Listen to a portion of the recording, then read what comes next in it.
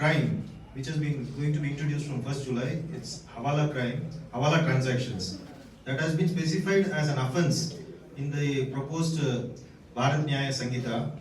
And under that, if those categories of offences, if it comes, then the offence, if found proved, then the minimum punishment is 5 years and maximum punishment is death in the case of Hawala transactions, if how the money is being going to be used for any crime or offence which is going to be committed.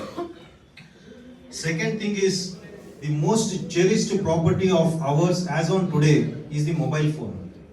Because in mobile phone, we not only have our contacts, we have our bank details, Aadhaar link, all the now electronic gadgets, everything is attached to our mobile instrument which we have. Wherever we go, whether it is a puja sthal or a meeting or even at least go to the washroom, our mobile phone is there. Now mobile snatching happens. Now as on today, snatching is, they are not being registered as an offence independently, but under the, it is only registered as a theft.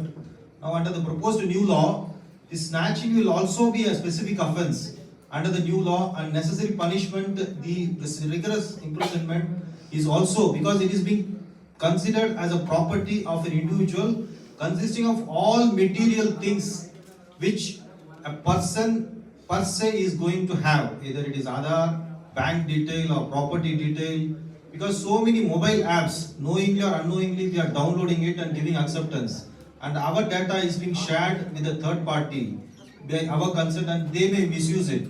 And once mobile snatching is done, then that SIM card is being they make a SIM card as we have, and that SIM card is being misused by those people. So for that, the new law is being taken care. Second thing is, as soon as we have this mobile phone, we immediately download WhatsApp, and as soon as any information comes, we immediately forward to a friend or relative saying that this is what has happened in that country or this state. Now that fake news, to curtail that fake news, a specific section has been introduced to curtail those fake news, and if suppose after the act comes, we forward information under the WhatsApp or any mode of electronic transfer, if false information, then we will also be liable to be prosecuted. So we have to be very careful whether the information which we have received is true, and if that information which we are forwarding also true. Otherwise, you are also liable to be prosecuted there. Then mob lynching. In mob lynching also, the government is proposing to have a death penalty in case the offence is proved.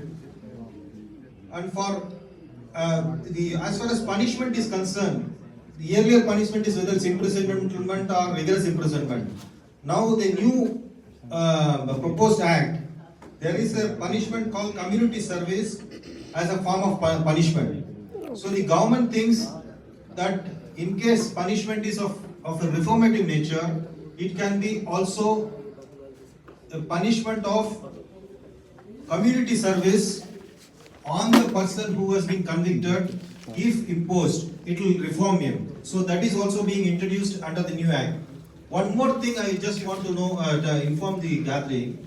Now normally whenever an accused is arrested, they will remand, as sir has said, he will be produced before the judicial magistrate by the police, and judicial magistrate will give a consent to keep him in 15 days police custody. The proposed act, now the judicial custody, police custody may extend to 90 days. So it's a draconian law, because when we were slaves under the English people, we were actually there, it was saying Indian Penal Code. Now they are saying Nyaya. So they want to do justice. But by giving an extraordinary power of keeping the accused for the initial 90 days under the police custody, you can see how much torture or third degree that person who is not an accused as till he is declared as an accused is an innocent person. But this is giving a wide power to the police officer to keep the accused in for 90 days under his custody. So this is what, and most of the things sir has covered about the criminal justice system which is being followed by in our country under the old act and the proposed new act. I once again thank you, Honorable Mr. Justice S. Nagamuthu, out of his busy